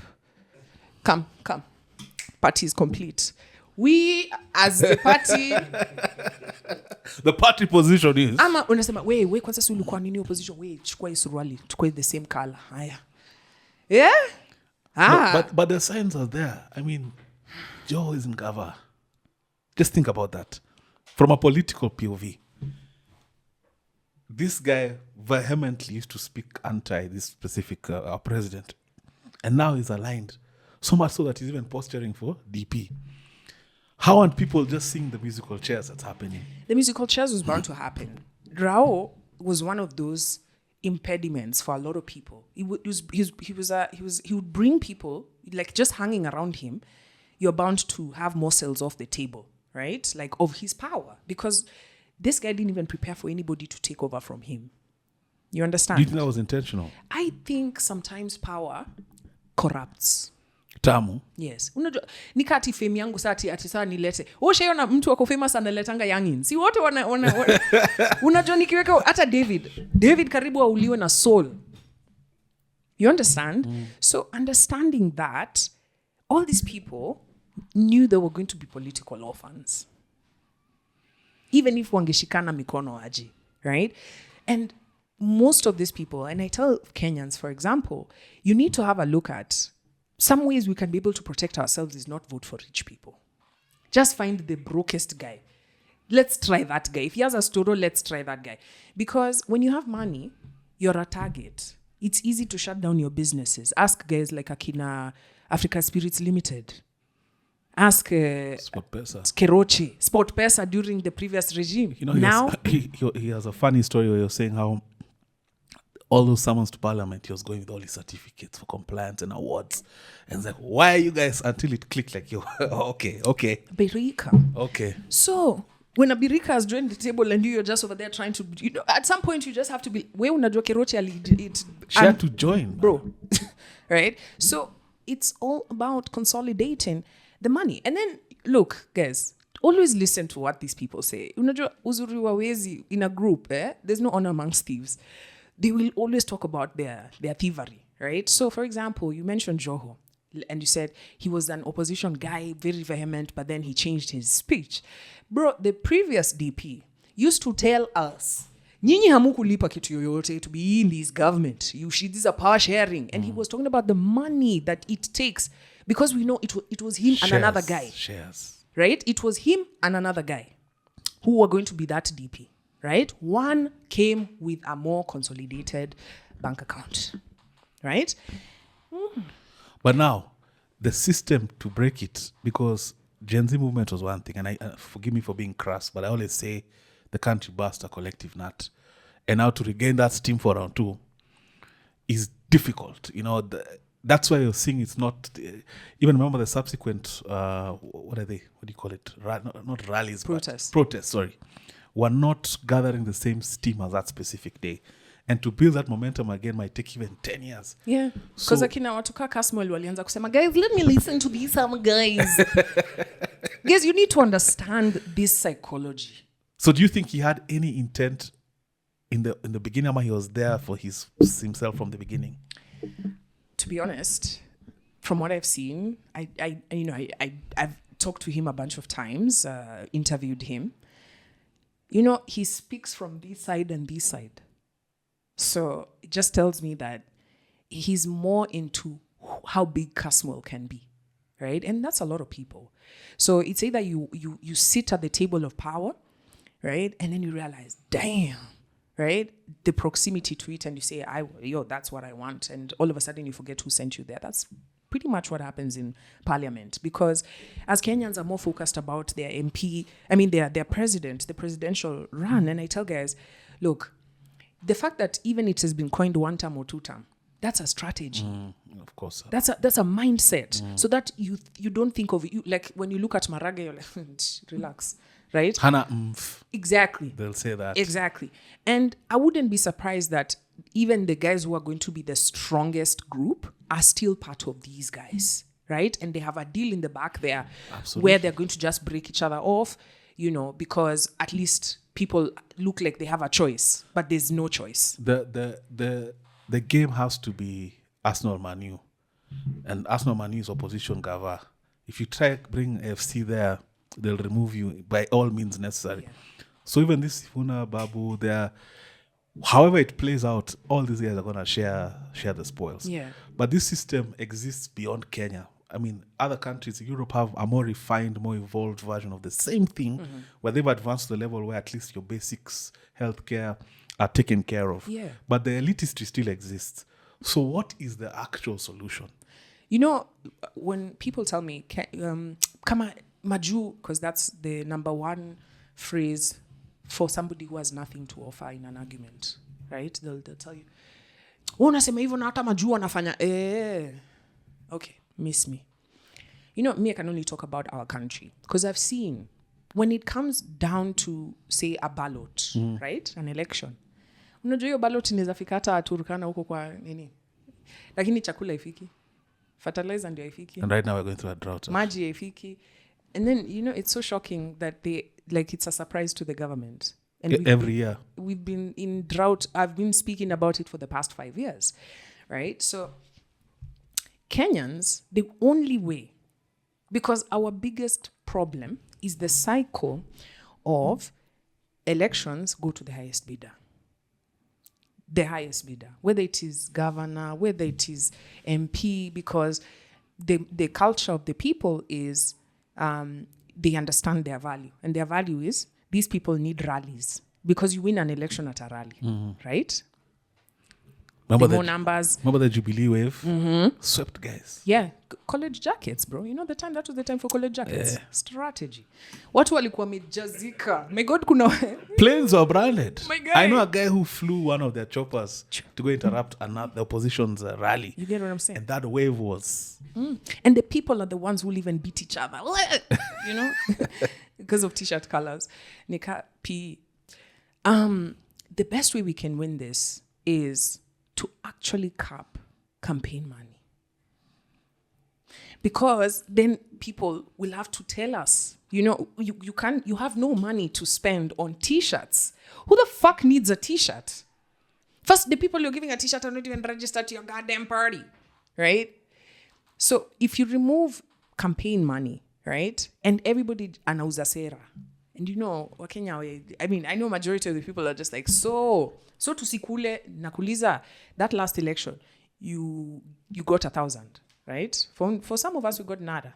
We just got sweat and tears and blood in the polling station, right? But you got that 1,000 bob. What did you buy? Show me one thing you have. Nasema, unaona hii Darth Vader? Ni Rali sponsor. Nothing. You have nothing to offer. But you know what they have to? What they got? Do you know what they got? Let me give you an example. There's a former CS called, I think what Ogembo Jambo or CS, I think it's called Olambo something, right? When the guy was going in, of course, when he was being vetted, he was worth, I think, 100 million, right? 2 years later, he's worth $1 billion. These guys tell us live during their vetting. Right? 3 billion. Yeah. I'm worth 3 billion. 3 billion. Simbarati, Council of Governors, were complaining about Sifuna the other day.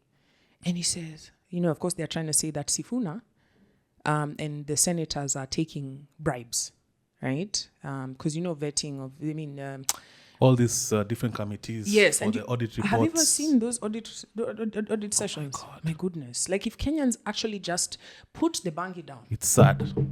And pay attention. It's sad. It's wild. Guys are doing crazy shit with public money. In front of and us. live. Unajua Bungoma, they did a Christmas tree for 3 million. I saw that. A lighting of a Christmas tree. The other day, Onyonka, who's supposed to be a voice of the people, admitted that he takes bribes. Can you imagine? He admitted on, and I think that was probably coming off the heat of, you've been trying to posture as a moralist, but we have that on you now, and you have to kind of leak it to the public first. And that's what Simbarati was talking about. Governor of Kisii is standing there with Natembeya. I didn't know he could be still. And and this guy is basically there telling us, if you're going to take our bribes, then shut the fuck up. That's what we're paying for. But you can't take our bribes, then talk. What the fuck? You know who he's addressing? Us.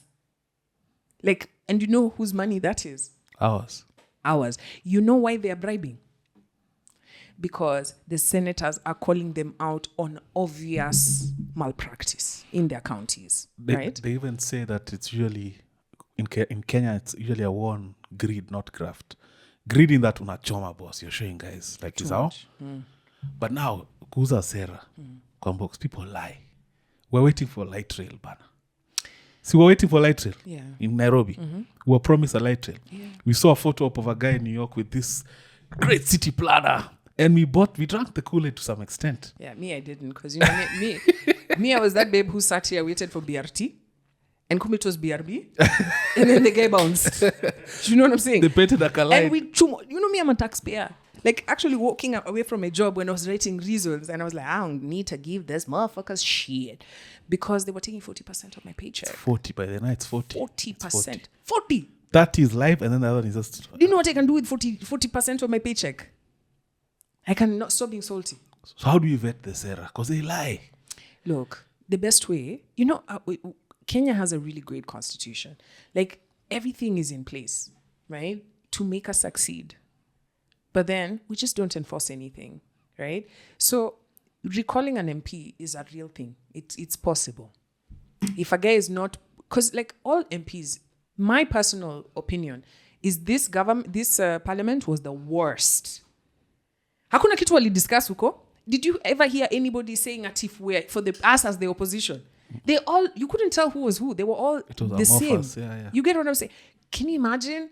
Like, so the next guy I'm voting for, my guy, I need you. I don't care. I don't think about winning. An election is not, you as a voter should not be thinking about winning. It's about hoping, first doing your civic duty, which is, I want Darth Vader. Darth Vader looks like he can. You know, I had these stories, Mazi. We don't need to discuss who you are going to vote for so that anyway, he looks like he's about to. He looks like because he's selling this propaganda, so he's using a lot of communication so that we buy the story. But do you see, like, for example, Mamdani, right? The Ugandan New Yorker. When he was campaigning, right? His parents were originally from Uganda. UG. This guy is born... Also Kash Patel, apparently. Kash Patel first. We'll get there. We'll get there. Conspiracy lazima. When Mamdani was doing campaigns, of course, there was the elitist, you know, the who should... Nani's Cuomo, right? Who'd come from allegations to come back. And bungling COVID as well. You understand? Like, yeah, men can always be forgiven. Ask Babu, you know. So, but women can never. Ask Shebesh. Where is Shebesh? Exactly. Good question, actually. That's the public. That's the science of religion and state, right? That, anyway, Mamdani comes. He then decides to talk to the people. Current New York mayor, if you're watching. Yes. Talk to the people. And what did the people do? They went against the system. It's possible. Kenyans, maandamano ilikufundisha nini? Kenyans understand the issues on the table. We get them. We understand. Even that last year, the crowd that formed on the anniversary there that was stopped at that highway, that sea of people spoke volumes, man. Kenyans understand these issues, but for some strange reason, they stop seeing. They start using their ears. Because politics, believe it or not, that's why your politician goes to the pulpit. Right? Yep. He goes to the pulpit. This guy who was snorting cocaine yesterday. Do you think tribe also plays a role there? Because I even in my work environment, which is supposed to be sophisticated, I see tribalism and I'm like, wow. Like, guys are still thinking like that, mtu wetu, and you're flying a plane, like you're still thinking in terms of tribe. So I think that plays a big role in keeping people divided. So much so that they're happy with the feeling in their psyche that our guy has won, in as much as it doesn't affect anything tangible for them. Mtu wangu. That's why if you look at all these guys rising, I mean, it's all at the core, it's a tribal thing. It's true. The juju that was used on your colleagues is deep, you know, and in most Kenyans, the juju, because it's not logical. When someone says mtu wetu, like for example, Maraga and Matiang'i are running. Like, what the fuck has that got to do with me? Or one would want to say like, oh, that's like for you So to have... Kisis will be the president. So what? So what? What does that mean in the grand scheme of CS things? of information and technology. You see what I'm saying? Kenyans, right? The only people that benefit are like 2 or 3 people in his circle. In the grand scheme of things, what we want, and because, Kenya gets what Kenya deserves. I know that people, and remember, we started this conversation with religion, right? It's very difficult for me to see God in people. My friend says you have a better chance when looking at animals. Honestly, because and these people continue to tell, you see, in those spaces, they're able to convince themselves we're doing the right thing, right? And those people are the bad ones. Once there's us versus them, that's a perfect place for strategists to come in and say, all right, make sure when you get up there, and note, I mean, if you go to country clubs, do you see them hanging out together? All the time. Okay. When you're hosting, like, that they hang out together. You'll be on a flight, they are seated together. These people who are in your county, like say, for example, if they were in Rift Valley, right? Wasingishu for the weekend. Why? The other guys on the other side, and then they get on the same flight because, you know what it is. Right? And then also, like, you'll see them on these breakfast talk shows where they're going against each other. And then there was a time a guy said, where are we going for lunch? Like, that's it. That's it. Straight up. For them, there's nothing like tribe. The only tribe, and I asked Kenyans the other day, what are the 2 major tribes in Kenya? Haves, have nots. Period. Politicians na sisi wengine. Right? So, the moment you as an let me not use education because peer education was used to put the skills in your eyes, right? You are not actually educated. You're just programmed, right? You open your mouth to say, you fucked up the future of your kids. Like you've just signed, sealed, delivered, right? Because I ask every millennial, did you grow up watching your parents so frustrated with Moi? You saw it, right? We did. But they didn't give up. They were toiling and the reward was limited. They were toiling, I remember. Are you toiling right now? It feels like, to be honest. We're toiling. I feel like the way I work versus what I earn and how it's able to afford me a living is not commensurate. We're so caught up in this limited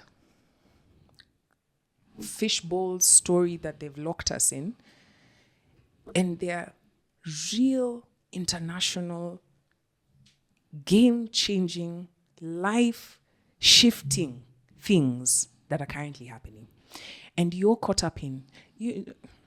maybe the question should be, a lot of foreigners are finding Kenya home, right? Like there's the nomad community, digital nomads, and whoever else who feels, man, living in Kenya is so cheap. And passport bros. Passport bros. There's a whole group of people. I just watched this Israeli guy, 300 hectares. There's an Israeli guy who has 320 acres somewhere is doing, and he even wants to open a school. Those are the people you should ask, what's your tribe? What are you going to vote for? Right? And they are also contributing to this economy, right? If you go to their areas, they have good security, right? Like if you see Riverside, there's this mixed development properties that have come up, high-end, right? Hiyo barabara, huwezi cheza na hapo security tops, unaweza tembea usiku hivi midnight kutoka kwa club, you can walk on that road. It's well lit, right? Wewe mwenye unaimba paka Adam Zapoli yako inasema bro, relax, right?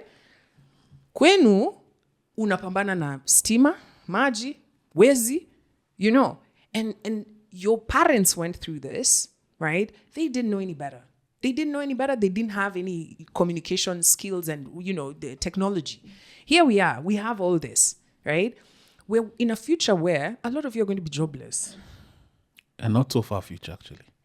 Like even at a factory, like these big guys are thinking about automating everything. So a lot of MJE guys are about to be like jobless, right? This is a reality. Would I choose a human over a machine? God damn it. If I can automate everything, I'm a do that. Doesn't complain, doesn't get tired. Thank you. Hakuna pregnancy leave. No sick off. You know what I'm saying? So while you're busy talking about mtu wetu, right? When we were doing Mandamano, there was no tribe involved. No tribe. We all knew that this is going to come bite us in the diabs. And that's why the movement was built out ahead. It was not that you needed to see somebody else. You just be like, yeah, I'm going to the street. What they did, and I spoke about this during Mandamano, I said, guys, you need to maintain energy, okay, for the long run. This is not a sprint. It's a marathon. And Kenyans were good at marathons, right? Because this strategy that you have now will not work for 27. Because they'll take your people, and they did, right? They'd give them chairs, trinkets, and you are going to get lost in that. A lot of you, the people who right now we are singing the same song, will be like, no, us we're good. See, ni kwanza nyi wa Kikuyu si mumekula. Like somebody was telling me ati Kikuyus, ati Ruto came to chomoa Kikuyus. And he's telling me with his chest, I'm like, when you were born in 1987, what the fuck is wrong with you? Wasn't Moi president for 24 years? Like, when you watch Tribozi, what is this? Right? So, if we remove money from this equation, and for me, for this next election, I'm looking at, like, for example, I'm not more focused on the presidency because I know hiyo ni ya kutufunga macho. I'm more focused on my MCA, Fogodari people. Fucking Fogodari people. We're leaving them to just some random guy who was a car wash guy now who has stood up all of a sudden he's decided he can mobilize, right? No, we need actual people because all the time we're singing Sakaja, it's not working. Why the fuck am I singing Sakaja is not working? There's an MCA sent there who's collecting a big mshande every month. Not to impeach now he's this guy who came from Mumia Sist, Salasia, right? Look at how the guy has changed in just 5 years. Like switched gears. Even just financially, right? So at the time he was really calling out Gava, then he just toned down and just another V8. Yeah, we're waiting to hear where he'll be standing on this, Nini. But we are on our own. So you have to use your eyes, not your ears. Your ears, people are ready to tell you all sorts of crazy stuff. That one for Mafia is really crazy also. It's fucking funny. So. I think I'll call that the episode, Use Your Eyes, Not Your Ears. But now, switching gears, I have to ask you a few questions as we land the plane. Which, we live in a world of a lot of conspiracy theories. You have a lot of pilots, Nini. Autopilot. Oh, sorry. We're cruising nicely. We're cruising. Not like that day. What conventional conspiracy theories do you believe in or do you follow? There's many in the world, of course, flat earth. There's we didn't go to the moon. Of course, it's not, although Epstein is not really a conspiracy anymore, it's actually like coming out. Maybe the conspiracy is it being suppressed. What are you following? What piques your interest? It's interesting right now, Israel. Because, I'm using my eyes. And every time my eyes, I need a jig. It's still going on, right? I want to tell myself, no, they can't just be wanting to build a city in Gaza. The fuck? It's at the World Economic Forum. What the hell are we fucking talking about? And then you start doing the rabbit hole and secret societies. That's TikTok taking you down that rabbit hole? No, TikTok is not a place for intelligence. Which rabbit holes do you go down? Twitter. You have to research. The moment you see something, because if you listen to it, if you just use your ears, you will lose your mind, right? You have to use your ears and then go and look. And most of the things when you start looking is when you realize that hakuna reference, hakuna. I love you ask someone, wait, did you see it? They say I had, shut up, right? When people give you things, why do you think they're giving you things? It's always give and take. Yeah. Look at the Russian guy, right? Babes who are willing to, you need to ask yourself, like, you think Jesus has just come to the streets and now this handsome guy, you guys are not even in the same stratosphere of dating, right? But you're just like, oh my God, this guy has seen me. You're in the supermarket. I'm like, socioeconomic. You are bound to, use your eyes, not your ears. Everybody has eyes. Was not socioeconomic? Of course. But it was not socioeconomic because there are women there who had their own. You know, remember this guy had been doing it all. There are Ghanaian bosses who are falling for this shit, right? So I don't think it's about, okay, also you need to know that it's a give and take. If someone is giving you a trip to, like if I meet a guy, right? And then, which is something guys love to do so much, you need to stop. So guys only communicate with, you know, I'll do for you this, I'll do for you that. Kusabu lugha ina ban. Mnafaa kulan kuongea mazi. Mnafaa kuwa na lugha. Me, I like laughing. I like intelligent stories. I like, you know. But then, anyway. So, if someone takes me right now and says, let's go to the Bahamas. And of course, I'm deserving to go to even to the moon. I want to go to the moon. Actually, the one I'll fall for is the one who gives me a ticket to the moon. I'll take it. Not to the moon, to space. Do you think that this guy is doing it out of the benevolence of his... or it's his dick that's talking? You don't think maybe he thinks you're a nice person? But... of course. I'm being facetious. Everybody, exactly. You put this expecting me, you expecting me to meet you somewhere at that level. You understand? We can't come back from the Bahamas and then I say my boyfriend is picking me up from the airport. or all through the trip you're FaceTiming your boyfriend while not putting out. You know what I'm saying? Yeah. That's why you can't say, forget even a boyfriend. You can't say you're on your period. Oh my goodness. Because you could have said we changed the dates of the thing. You know what I'm saying? So in the same way, in the same breath, if you bring it back down, cascade it to what we're experiencing, it's what you ask for is what you get. I mean, what you take. There's nyinyi kwani hamkufundishwa na wazazi. Everything has a cost. Nothing is free. Nothing is free. Nothing is free. Nothing is free. But I don't think Gen Z understand that. The way guys move here online, I'm just like, guys, no, there's a price for everything. Even if, like, I've never been a guy, but I just think, I use my eyes. I've grown up with men, you know, from boys, high school, university, and then you start seeing how they operate, you know, because let's just be honest, if we break it down, we're just trying to have sex. We're just trying to have sex and maybe children. And a lot of times also women are also just putting a value on it, like also on the absolutely. sex. So it's like a social contract. Absolutely. 100%. You know, sorry to digress. You know, Vera's Nyasha had to make a cameo in this podcast. Put Vera's Nyasha on the screen.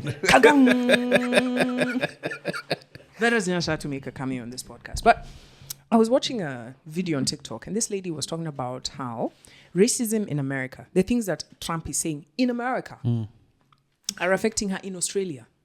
She's a South African native, but is working in healthcare in Australia. And she was saying that her kid came home and asked her, Mom, am I a nigger? And then she also mentioned how because since Trump, now patients are even claiming she's stolen from them, you know, just random things. Oh my God. You get what I'm saying? So she's online sharing that. The effects of that guy are being felt here. And so with the same breath of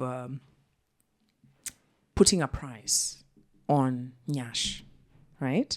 Because at the end of the day, it's not that you're trying to buy a pricey Nyash. Nyash is Nyash, right? But then we've started to realize that not all Nyashes are equal, right? Kuna ile Nyash yenye hata hapa, I don't know if you watch the Russian guys' videos, there's a babe who's like, have you eaten? Would you like the sausages? You forgot to put your number here. Hiyo Nyash. And then there's Nyash here. There's Nyash, which is in Hollywood right now. Beverly Hills, right? Are you saying those are not just trips to go and see the hiking trails in Cali? Sorry, who are you talking about? All these people who take I'm just talking about Nyash. Right? There's Nyash that's airborne and there's Nyash that's grounded. Okay. Nice. Okay.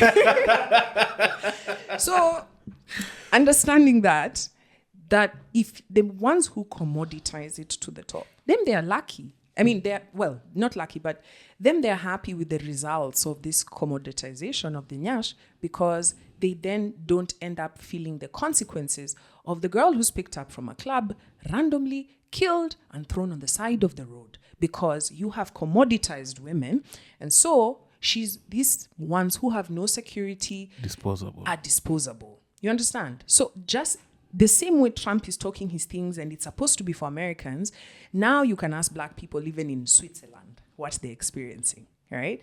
And that's just the vicious cycle. So yes, in one breath we're saying our body, our choice, but we have to also address that you cannot commoditize a woman or be part of the me, I don't care, me, but utazeka. Nyash, nothing can stop gravity. Nothing. The laws of nature are never suspended. And that's why sometimes I see guys using the word retired player. That's when you'll find a home in a church somewhere and say, I used to be airborne. Right? And now you'll be talking to girls telling them not to. It's not worth it. Right? And me, I'm here telling you girls, you can be able to. If you can play your small part. If you want to say you're a feminist, then you have to genuinely not commoditize a woman. Right? So you can say stuff like, well, I can't tell you what to say, but like if for example, you have to pay me to go out on a date, which is, I don't know, fix my hair, what, so that you can see me. I think you paid for this. You're my only fan. That's objective. I like that. Most ladies don't think like that though. Or a huge number. Look, I don't have cliques, so I have friends, and my friends seem to be on the same wavelength. I have male friends who life is difficult for all of us right now. But I feel for guys as well, because to have sex is rocket science. It's actual rocket science. There's a guy, I have to tell you a story about plane. Shameless guy, I have to expose him. I won't tell you which airline it was, but I know by the end of this you'll make the link. So I went on a safari.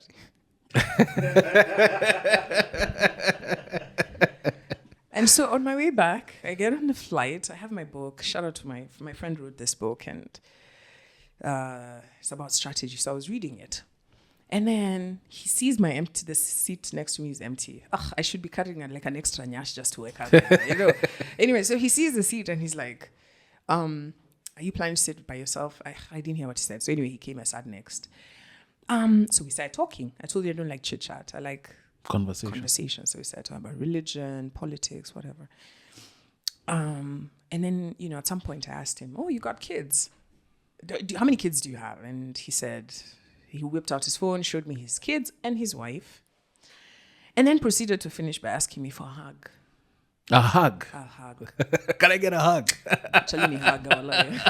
I was so annoyed, right? Because it took me a whole 40 minutes of a flight that I paid for on one of the most expensive on the route, right? For privacy, so that I can land the next day.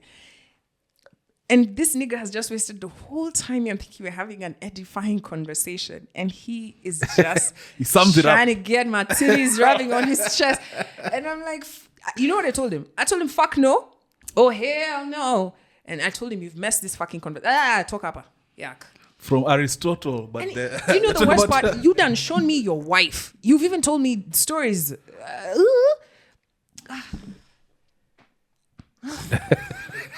Anyway, the reason I was telling you his story is because he asked me, before I found out he was married, I should have known all this time.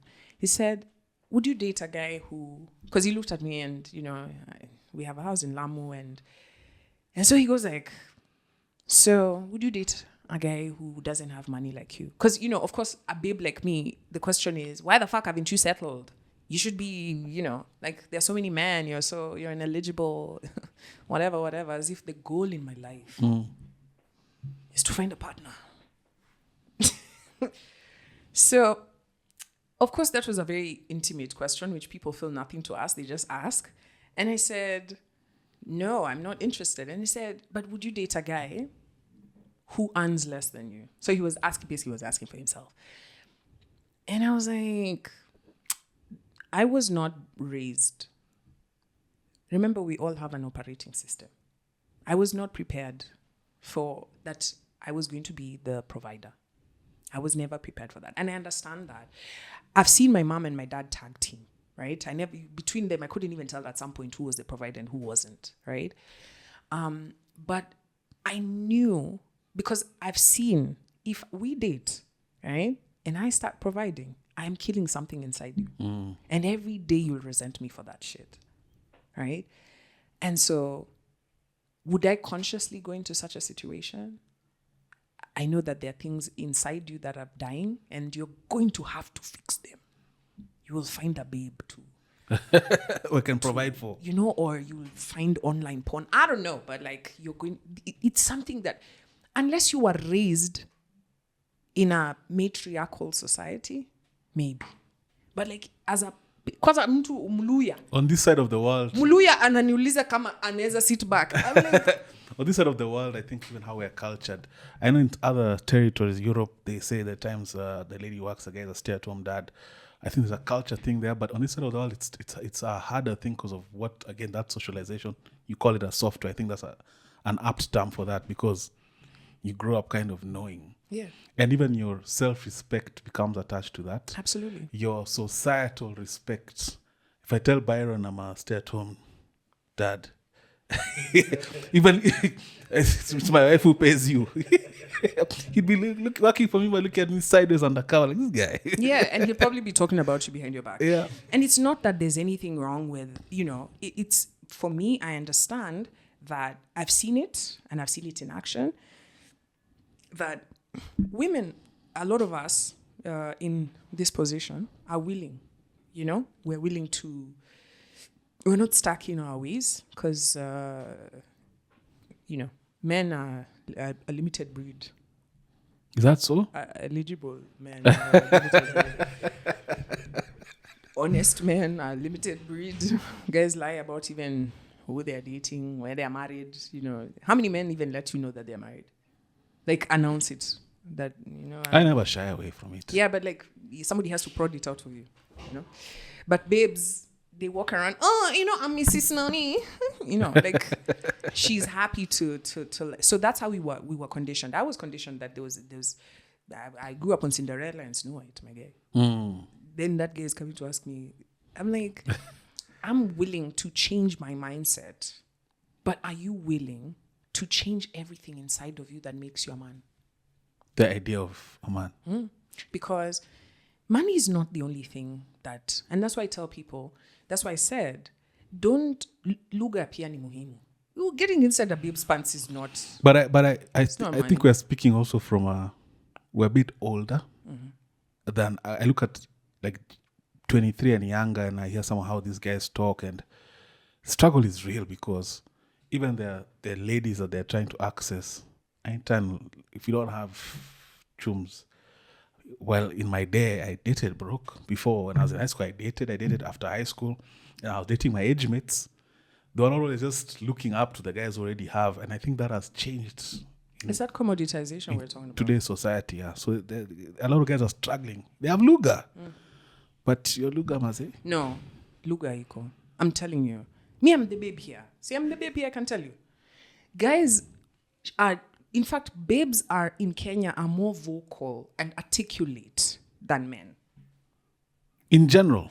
Babes can articulate even a feeling that, even a random story. Look at story time online. Have you ever seen a story time of a guy? There's a few, but most of them are babes. Babes are natural at telling stories. But guys, the confidence comes with the pocket. So the more money you have in your pocket, the louder you are. I think the broker I was, the better my game was, man. Because that was what I had to present with. Like you had to spit your game. I didn't have a fancy car to tell. But now the more you get, the less you have to say. Yeah. Because sometimes they even avail themselves to you without even you having to say anything. But back then, man, all you had was your charm. And now when it comes to... But people were still complaining about sugar daddies. Not as much. Yes, but it was still a thing. It was still a thing that you were expected to provide. Even in our parents' time, right? There were aspirations like then, now at least you're not getting a babe. You don't need to be married by 25. But then it was like, at 25, people have Simamia do like this. you know? And so you go and get a babe, and then you realize you actually don't have the job that can be able to sustain. So both of you have to work, right? And that was already an ego dent because you were not raised knowing that your wife will work. But also, to be fair, the expectations were fair. Like, yes, I could provide, but I'd pay for the date. But it's a cheap date, but I'll pay. You know, it was not, I'm not going to take you to the Radisson as a post-high school guy. But you will bear with me to take you to Kenchik. That day there was Kenchik, and we could do the Missouri Monday Madness movie where it was, I think, 2 soccer pop. Yeah, oh my God. I'll pay, but it's cheap, you get? And I think there was more cachet for that. So I think society has devolved in that regard, where it's just becoming now chums and, yeah. But sad. On that note, we've gone everywhere. I think we've touched on quite a few things. Maybe just briefly, tell us about your podcast, plans for the pod. So I run a studio called Kapow Studios. I would have told you to come check it out, but you've already set up your studio here. But when I was in radio, I realized that